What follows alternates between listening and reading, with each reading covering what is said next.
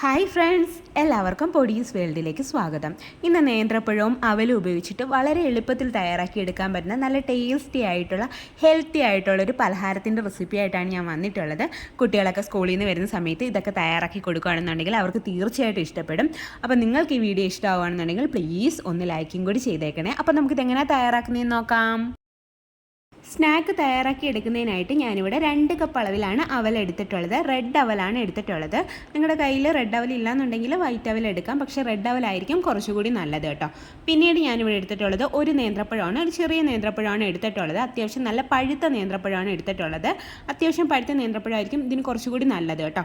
ഇനി ഈ നേന്ത്രപ്പഴമൊക്കെ ഒന്ന് ക്ലീൻ ചെയ്തെടുത്തിട്ട് കട്ട് ചെയ്തെടുത്ത് മാറ്റി വെക്കാം കേട്ടോ. അടുത്തതായിട്ട് നമുക്ക് ഈ ഒരു അവലൊന്ന് റോസ്റ്റ് ചെയ്തിട്ട് എടുക്കാം. അതിനായിട്ടൊരു കടായിലേക്ക് ഞാൻ അവലിട്ട് കൊടുക്കുകയാണ്. എന്നിട്ട് നമുക്കൊരു മീഡിയം ഫ്ലെയിമിൽ വെച്ചിട്ട് ഇതങ്ങ് റോസ്റ്റ് ചെയ്തിട്ട് എടുക്കാം. പെട്ടെന്ന് തന്നെ ആയി കിട്ടും കേട്ടോ.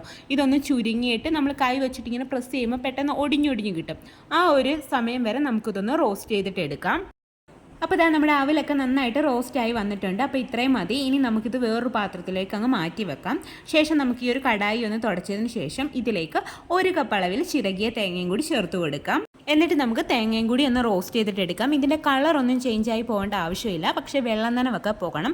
ആ ഒരു രീതിക്ക് നമുക്കൊന്ന് വറുത്തിട്ടെടുക്കാം. വെള്ളം നനവ് നല്ല രീതിയിൽ പോകണം, കളർ ചേഞ്ച് ആവേണ്ട ആവശ്യമില്ല കേട്ടോ. അപ്പോൾ നമുക്ക് ഇത് ഒരു മീഡിയം ഫ്ലെയിമിൽ വെച്ചിട്ട് അങ്ങ് വറുത്തിട്ടെടുക്കാം. അപ്പോൾ ഇത് തേങ്ങയും നന്നായിട്ട് റോസ്റ്റായി വന്നിട്ടുണ്ട്. അതിൻ്റെ വെള്ളം നനവൊക്കെ മാറി വന്നിട്ടുണ്ട്. ഇനി ഇതും എടുത്ത് നമുക്ക് വേറൊരു പാത്രത്തിലേക്ക് അങ്ങ് മാറ്റി വെക്കാം. ശേഷം നമുക്ക് ഇതേ കടായിലേക്ക് തന്നെ 1 ടേബിൾ സ്പൂൺ അളവിൽ നെയ്യ് കൂടി ഒഴിച്ചു കൊടുക്കാം. ഈ ഒരു സ്നാക്ക് തയ്യാറാക്കി എടുക്കുന്നതിനായിട്ട് ആകെപ്പാട് ഞാൻ 1 ടേബിൾ സ്പൂൺ അളവിൽ നെയ്യ് മാത്രമേ ഉപയോഗിക്കുന്നുള്ളൂ കേട്ടോ. അപ്പോൾ അത്രയ്ക്ക് നല്ല ഹെൽത്തി ആയിട്ടുള്ളൊരു പലഹാരമാണ്. അപ്പോൾ നെയ്യൊക്കെ ഒന്ന് ചൂടായി വരുമ്പോഴേക്കും നമുക്കിനി ഇതിലേക്ക് കുറച്ച് കാഷ്യൂനട്ട് ഒന്ന് ചേർത്ത് കൊടുക്കാം. ആ കാഷ്യൂനട്ട് ഞാനൊന്ന് ഒടിച്ചെടുത്തിട്ടാണ് ചേർത്ത് കൊടുക്കുന്നത്. അപ്പോൾ നിങ്ങൾക്ക് കാഷ്യൂനട്ടിന് പകരം കപ്പലണ്ടിയോ ബദാമോ അങ്ങനെ എന്താണെന്ന് വെച്ചാൽ അത് ചേർത്ത് കൊടുക്കാം കേട്ടോ. എന്നിട്ട് ഇത് നമുക്കൊന്ന് റോസ്റ്റ് ചെയ്തിട്ട് എടുക്കാം. അണ്ടിപ്പരിപ്പിൻ്റെ കളറൊക്കെ ഒന്ന് മാറി വരുമ്പോഴേക്കും നമുക്കിനി ഇതിലേക്ക് കുറച്ച് ഉണക്കമുന്തിരിയും കൂടി ഒന്ന് ചേർത്ത് കൊടുക്കാം. എന്നിട്ട് അതും ഒന്ന് റോസ്റ്റ് ചെയ്തിട്ട് എടുക്കാം. അതിനുശേഷം നമുക്കിതിലേക്ക് നമ്മൾ നേരത്തെ കട്ട് ചെയ്ത് വെച്ചിട്ടുണ്ടായിരുന്ന ആ ഒരു നേന്ത്രപ്പഴവും കൂടി ഇതിലേക്ക് ചേർത്ത് കൊടുക്കാം. അതിൻ്റെ ഉള്ളിലെ ആ കറുത്ത സൈഡ് മാറ്റണമെങ്കിൽ മാറ്റിയിട്ട് ഇട്ട് കൊടുത്താലും മതിയാകും കേട്ടോ. ഞാൻ ഈ രീതിയിലാണ് ഒന്ന് കട്ട് ചെയ്തെടുത്തിട്ടുള്ളത്. എന്നിട്ട് നമുക്കിതൊന്ന് വഴറ്റിയിട്ടെടുക്കാം. ഒരുപാടങ്ങ് വഴറ്റിയെടുക്കേണ്ട ആവശ്യമില്ല, എങ്കിലും ആ നെയ്യിൽ കിടന്ന് അത് ചെറിയ രീതിയിലൊന്ന് വഴറ്റിയിട്ടെടുക്കാം കേട്ടോ. അപ്പോൾ ഇതാ നമ്മുടെ നേന്ത്രപ്പഴമൊക്കെ നെയ്യിൽ കിടന്നിട്ട് അത്യാവശ്യം ഒന്ന് വഴണ്ട് വന്നിട്ടുണ്ട്. ഉടഞ്ഞൊന്നും പോയിട്ടില്ല. ഇത്രയും മതി. ഇനി നമുക്ക് ഇതും എടുത്തൊരു പാത്രത്തിലേക്ക് അങ്ങ് മാറ്റി വെക്കാം. അതിനുശേഷം നമ്മൾ നേരത്തെ റോസ്റ്റ് ചെയ്ത് വെച്ചിട്ടുണ്ടായിരുന്ന ആ ഒരു തേങ്ങയും അവലും കൂടി നമുക്കൊരു മിക്സിയുടെ ജാറിലിട്ടിട്ട് ഒന്ന് പൊടിച്ചെടുത്തിട്ട് വരാം. നല്ല ഫൈൻ പൗഡറായിട്ട് പൊടിയേണ്ട ആവശ്യമില്ല, ചെറിയ രീതിയിൽ ഒന്ന് പൊടിച്ചെടുത്താൽ മതിയാവും കേട്ടോ.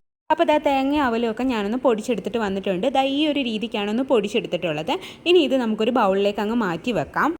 അതിനുശേഷം നമ്മൾ നേരത്തെ നേന്ത്രപ്പഴം വഴറ്റിയിട്ടുണ്ടായിരുന്ന ആ സെയിം കടായിലേക്ക് തന്നെ 1 കപ്പ് ശർക്കരയിലേക്ക് 1/2 കപ്പ് വെള്ളം ഒഴിച്ചിട്ട് ഞാനൊന്ന് ഉരുക്കിയെടുത്തിട്ടുള്ള ശർക്കരപ്പാനി ഒഴിച്ചു കൊടുക്കാം. ശേഷം നമുക്കിതിലേക്ക് 1 നുള്ള അളവിൽ ഉപ്പും കൂടി ഒന്ന് ചേർത്ത് കൊടുക്കാം. മധുരം ഒന്ന് ബാലൻസ് ചെയ്യുന്നതിന് വേണ്ടിയിട്ടാണ്.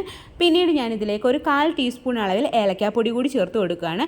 എന്നിട്ട് ഇത് നമുക്ക് നന്നായിട്ടൊന്ന് മിക്സ് ചെയ്തിട്ട് എടുക്കാം. ഇനി ഇതൊന്ന് തിളച്ച് വരട്ടെ.